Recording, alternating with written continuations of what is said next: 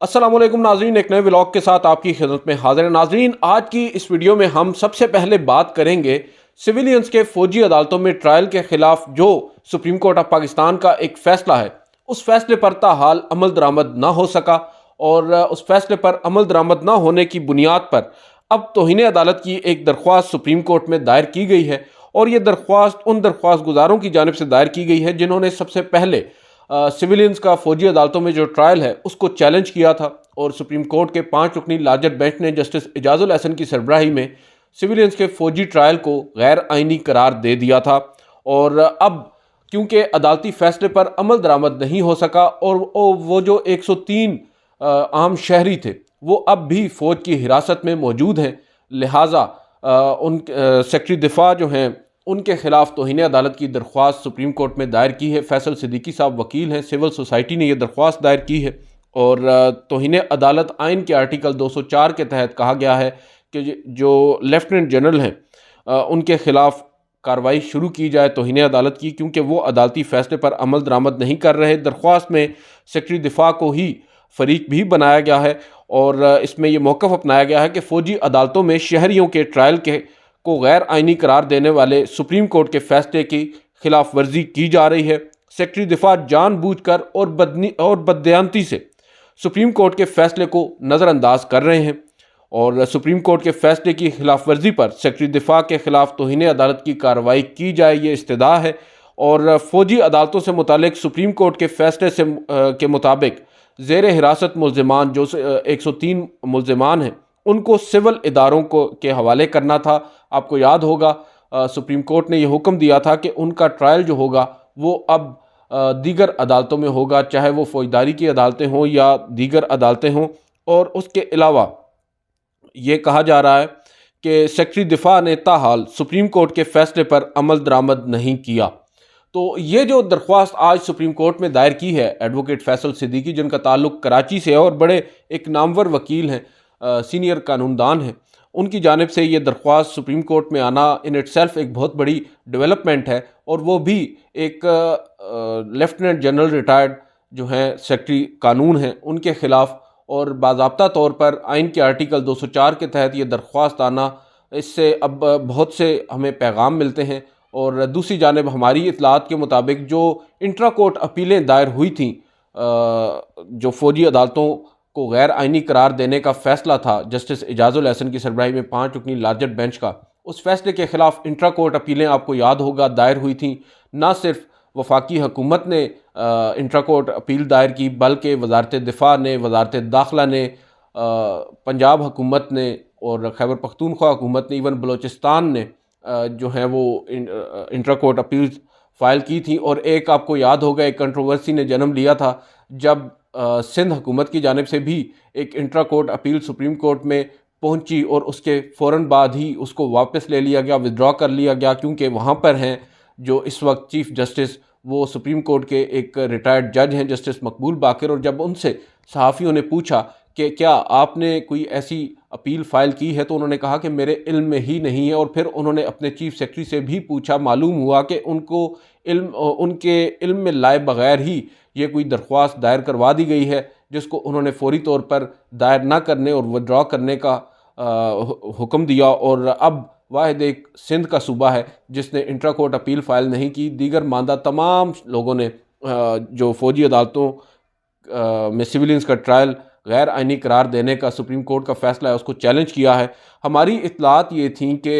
रवां हफ्ते ही जो इंट्रा कोर्ट अपील्स हैं उन पर एक बेंच शायद तश्कील दे दिया जाए और उनको समाअत के लिए मुकर्रर कर दिया जाए, मगर ताहाल वो बेंच तश्कील नहीं दिया गया, ना ही इन दरख्वास्त अपीलों को समाअत के लिए मुकर्रर किया गया है, क्योंकि 14 दिन का वक्त होता है इंट्रा कोर्ट अपील दायर होने के बाद उसको समाअत के लिए मुकर्रर करने का, मगर ताहाल ऐसा नहीं हुआ। देखते हैं, हो सकता है आज कल में एक काज लिस्ट जारी हो जाए या हो सकता है नेक्स्ट वीक के लिए दोबारा जो है ये मामला चला जाए और इंट्रा कोर्ट अपील्स हो जाएं, उनको समाअत के लिए मुकर्रर कर दिया जाए। मगर मेन चीज़ ये है कि अब बाज़ाब्ता तौर पर तौहीन अदालत की दरख्वास्त आ जाना सेक्रेटरी दिफा के ख़िलाफ़ ये एक बहुत बड़ी डेवलपमेंट है। और क्या सुप्रीम कोर्ट ऑफ पाकिस्तान इस दरख्वास्त को नंबर लगा कर समाअत के लिए मुकर्रर करेगी और अगर इंट्रा कोर्ट अपीलें जल्द समाअत के लिए मुकर्रर होती हैं तो क्या फिर ये दरख्वास्त भी उसी के साथ समाअत के लिए मुकर्रर की जाएगी या फिर उसी बेंच के सामने इस दरख्वास्त को समाअत के लिए लगाया जाएगा जिस बेंच ने पहले मेन या मरकज़ी फ़ैसला सुनाया था। जो बेंच हेड कर रहे थे जस्टिस एजाजुल एहसन, उसमें जस्टिस आयशा मलिक भी थी, जस्टिस मुनीब अख्तर भी थे। एक बड़ा ही हैवी वेट वो बेंच था और उन्होंने बड़ा ही खूबसूरती के साथ और बड़ा स्विफ्टली फ़ैसला दिया था। आपको याद होगा जस्टिस उमर अता बंदयाल के दौर में इस मुकदमे की तवील समाअतें हुई थी, मगर justice Bandial was reluctant to give a judgement और वो शायद नहीं चाहते थे बतौर चीफ जस्टिस वो ये फ़ैसला दें, और उन्होंने इस मुकदमे को एक तवील अरसे तक पेंडिंग रखा और समाअत के लिए मुकर्रर नहीं किया। वो जब रिटायर हो चुके, उनकी रिटायरमेंट के बाद जस्टिस काजी फ़ायज़ ईसा ने ओथ लिया, वो बेंच ऑफिस में आए, उन्होंने एक बेंच दोबारा से तश्कील दिया। वही बेंच था, बस उसमें जस्टिस उमर अता बंदयाल नहीं थे। 5 जजेस पर मुश्तमिल बेंच ने पहले ही दिन एक ही समाअत पर दलाइल को मुकम्मल सुना और उसके बाद उसी रोज़ फ़ैसला सुना दिया कुछ देर महफूज रखने के बाद। तो ये एक बहुत बड़ी डेवलपमेंट थी और उन जजेस ने ये फ़ैसला सुनाया था माजी में जिनसे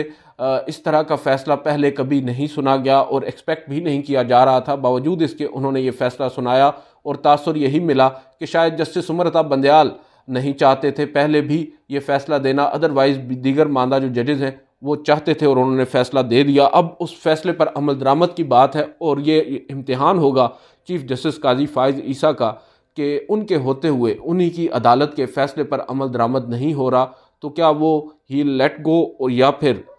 कटघरे में बुलाएंगे उन लोगों को जो ज़िम्मेदारान हैं और अदालती फ़ैसले पर अमल पैरा नहीं हो रहे।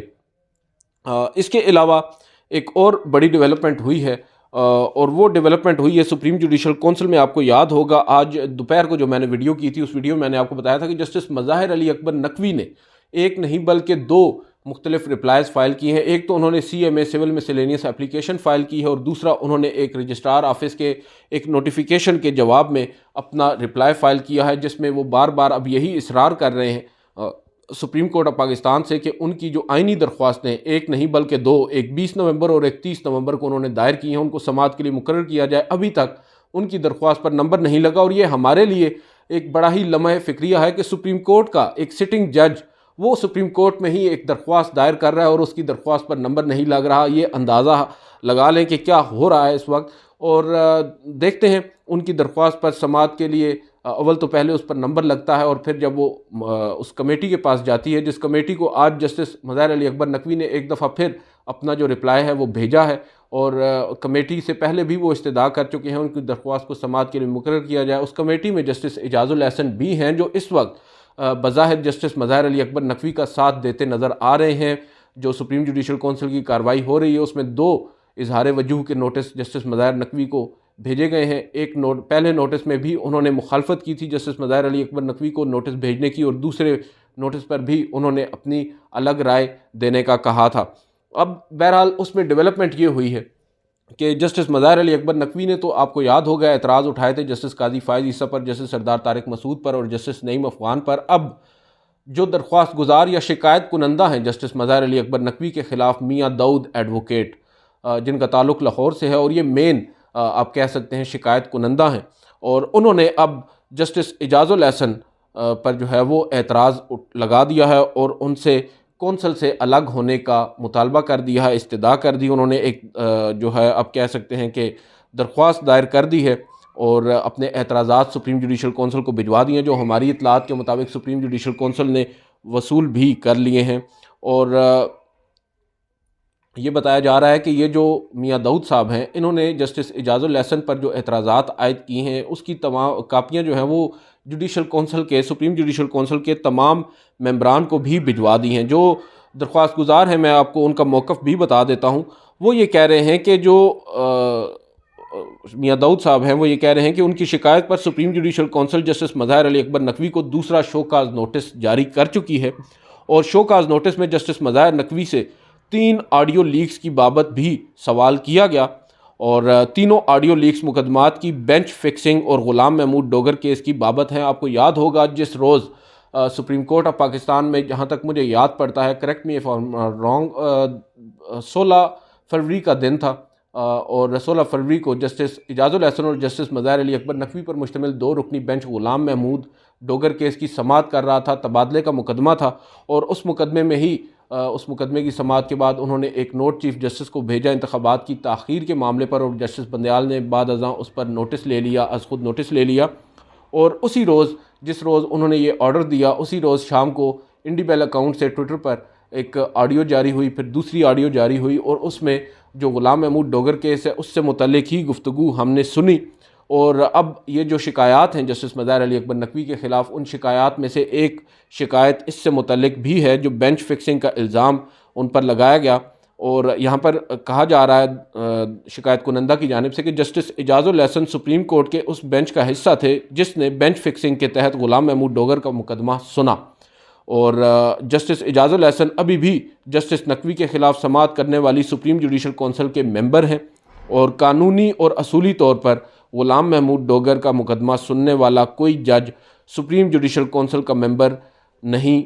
रह सकता। जस्टिस इजाज़ुल एहसन का सुप्रीम जुडिशल कौंसिल का हिस्सा रहना मफादात के टकराव और शफाफियत के असूल के ख़िलाफ़ है। और शिकायत कुनंदा समेत अवाम को ये तासुर है, अवाम में ये एक तासुर कायम है कि जस्टिस इजाज़ुल एहसन कौंसिल में इंसाफ के तकाज़े पूरे नहीं कर सकेंगे। जस्टिस इजाज़ुल एहसन की तरफ से जस्टिस नकवी को शोकाज़ नोटिस जारी करने से दो मरतबा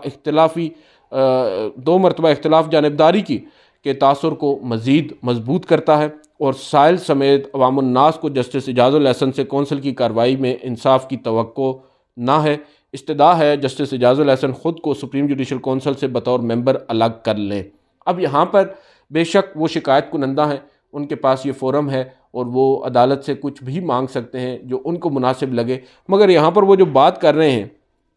कि अवामुन्नास जो हैं, साइल समेत अवामुन्नास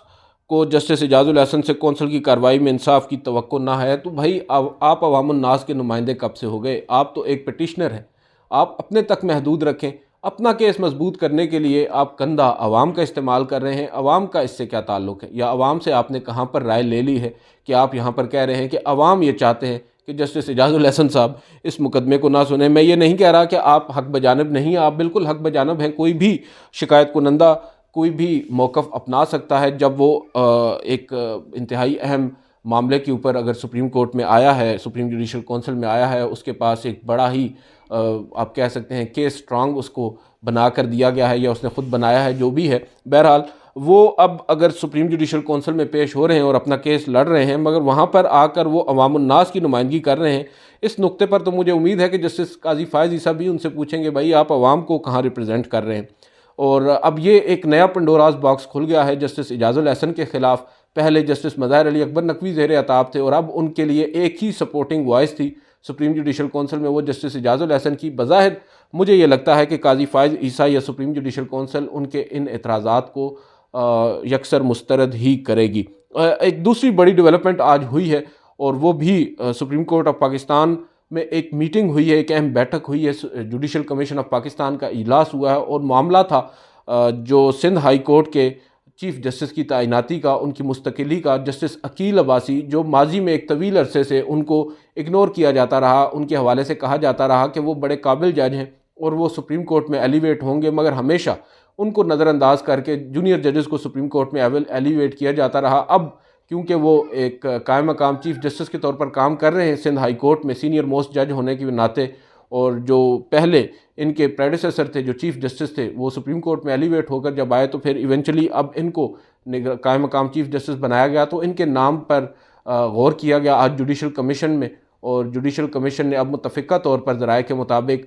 जस्टिस अकील अब्बासी की बतौर chief justice Sindh high court तैनाती की सिफारिश कर दी है। मामला पार्लिमानी कमेटी बराए जजेस तकर्री को भेजा जाएगा, और वो फिर अपनी मंजूरी के बाद मामला भेजेंगे सदर को, और सदर फिर सदर की मंजूरी के बाद जो वज़ारत कानून है वो नोटिफिकेशन जारी करेगी, और फिर जस्टिस अकील अब्बासी साहब वो chief justice Sindh high court होंगे मुस्तकिल तौर पर, यानी अपनी रिटायरमेंट तक। और उसके अलावा आज एक और बड़ी डेवलपमेंट हुई है, और उस पर भी बड़े तबसरे हो रहे हैं